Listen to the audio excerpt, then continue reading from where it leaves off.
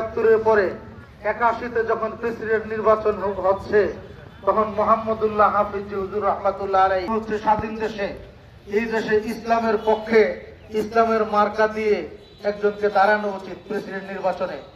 তখন কোনো আলেম ওলামাই সাহস করছিলেন না, হুজুরের ঘনিষ্ঠজন বড় বড় আলেমরাও তখন সাহস করতে পারছিলেন না কোনো আলেম দাঁড়াবে। তখন হাফিজ হুজুর রহমাতুল্লাহ আলাইহি বললেন, না, এই বাংলার জমিনকে এভাবে ছেড়ে দেওয়া যায় না, সবকিছু করেছো, আমি যে এই জমিনে তোমাকে প্রতিনিধি হিসেবে প্রেরণ করেছিলাম, আমার জমিনের মধ্যে আমার হুকুম তথা কোরআন সুন্নাহর শাসন প্রতিষ্ঠার জন্য তুমি কি করেছো? এই জন্য ইসলামের পক্ষে একটা মার্কা থাকা দরকার। তখন হাফিজ হুজুর রহমাতুল্লাহ আলাইহি নিজেই নির্বাচনে দাঁড়ালেন বৃদ্ধ বয়সে। তিনি বললেন, কুরবানির জন্য মোটা তাজা সুন্দর পশু যখন পাওয়া যায় না, তখন একটা হালকা পাতলা পশু দিয়ে হলো ওয়াজিব আদায় করতে হয়। এই জন্য আপনারা যখন নির্বাচনে দাঁড়াবেন না, আমি প্রস্তুত আছি খেলাফত, আমি ইসলামের জন্য আমি নিজেকে কুরবান করলাম, আমি প্রেসিডেন্ট নির্বাচনে দাঁড়াবো। পরবর্তীতে হাফিজ হুজুর রহমাতুল্লাহ আলাইহিকে মার্কা পছন্দ করে দেওয়া হলো বট গাছ। কেউ জিজ্ঞেস করছিল, হুজুর এই আপনি মার্কা আসলে একটা ব্যক্তিগত একটা পছন্দ ছিল কিনা আপনার, যে কোন মার্কাটা হইলে আপনার ভালোই তো? আমি মুরব্বীদের মুখে শুনেছি হাফিজ হুজুর বলছিলেন, আমাকে যদি বট গাছ মার্কা দেওয়া না হতো তাহলে আমি ছাতা মার্কা নিতাম, কারণ ছাতা দ্বারা ছায়া হয়।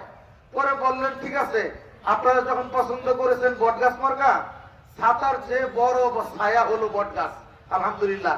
এরপর থেকে বট গাছ মার্কা হযরত হাফিজ হুজুর রহমাতুল্লাহ মার্কা শান্তির প্রতীক হিসেবে দেশ বিদেশে পরিচিতি লাভ করলো। আপনারা জানেন, স্বাধীনতার পর এই বাংলাদেশে ইসলামের পক্ষে কথা বলার সাহস ছিল না, এই ইসলামী রাজনীতি করা তো দূরের কথা। হযরত মুহাম্মদুল্লাহ হাফিজ হুজুর রহমাতুল্লাহ আলাইহি যদি স্বাধীনতার পর ৭১-এর পর এই ৮১-তে যদি রাজনৈতিক ময়দানে না নামতেন, তাহলে বর্তমানে ইসলামী দলগুলো অস্তিত্ব থাকতো না, কোন দল থাকতো কিনা প্রশ্নবিদ্ধ। সবাই স্বীকার করে হাফিজ হুজুরের উসিলায় আজকে আমরা ময়দানে আছি, এবং বলতে গেলে প্রাচীনতম দল খেলাফত আন্দোলন। কোরআনটা শুধু মুসলমানের না, কোরআনটা যেহেতু আল্লাহর, আর আল্লাহর সৃষ্টি মুসলমান অমুসলমান ধর্ম বর্ণ নির্বিশেষে সকলেরই কিতাব হওয়া দরকার। কারণ আল্লাহ পাক সমস্ত বান্দার যেমন রিজিক দাতা, সমস্ত বান্দার বিধান দাতা, সুতরাং ধর্ম বর্ণ নির্বিশেষে সকলে যদি এই জমিনে কোরআনের শাসন কায়েম করে, তাহলে সমস্ত বৈষম্য দূর হবে। আজকে বাংলাদেশে এই দ্বিতীয় স্বাধীনতা বলা হয় ২৪ জুলাইয়ের পরে, কি দেশ স্বাধীন হয়েছে, সংস্কার হচ্ছে। সংস্কার কি?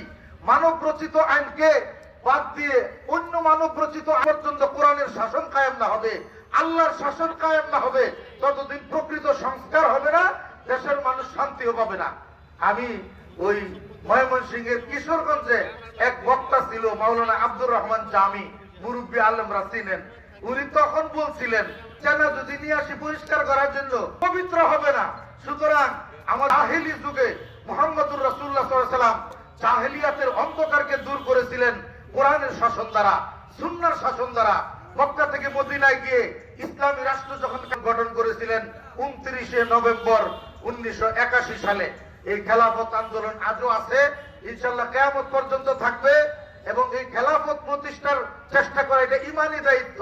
আমাদের নামাজ পড়া যেমন ধর্মীয় দায়িত্ব, রোজা হজ যাকাত যেমন ধর্মীয় দায়িত্ব, খেলাফত আন্দোলনের জন্য চেষ্টা করা, আল্লাহর জমিনে দ্বীন প্রতিষ্ঠার জন্য চেষ্টা করা, এটা একটা ইবাদত। হাফিজ হুজুর রহমাতুল্লাহ আলাইহি খানকায় মানুষের আত্মশুদ্ধি করতেন, মসজিদ বানাতেন, মাদ্রাসা বানাতেন। উনি রাজনৈতিক অঙ্গনে আসার কারণে অনেকে প্রশ্ন করতো, হুজুর আপনার মতো আল্লাহর ওলি রাজনীতিতে আসা ঠিক হয় নাই। হাফিজ হুজুর বলতেন, রাজনীতিটাও ইসলামের মধ্যে আছে, আমি অন্যান্য রাজনীতির মতো রাজনীতি করি না, আমার দল অন্যান্য দলের মতো না, আমার আদর্শ অন্যান্য প্রচলিত রাজনীতির সাথে মিলাবেন না। আমি যেই দিন খানকা থেকে প্রচার করতাম, হ্যাঁ, আমি যে ধর্ম এই মাদ্রাসা থেকে প্রচার করতাম। সুতরাং খেলাফত আন্দোলন একটা ধর্মীয় রাজনৈতিক দল। আল্লাহ তাআলা আমাদেরকে এই আন্দোলনে শরীক হয়ে ধর্ম বর্ণ নির্বিশেষে আল্লাহর জমিনে খেলাফত প্রতিষ্ঠার তৌফিক দান করুন। এবং এই নড়িয়া থেকে আমাদের মুফতি মাহমুদুল হাসান সাহেবকে জয়যুক্ত করে সংসদে প্রেরণ করার জন্য আপনারা সার্বিক চেষ্টা করবেন, এই আহ্বান জানিয়ে আমার বক্তব্য শেষ করছি। আসসালামু আলাইকুম ওয়া রাহমাতুল্লাহি ওয়া বারাকাতুহু।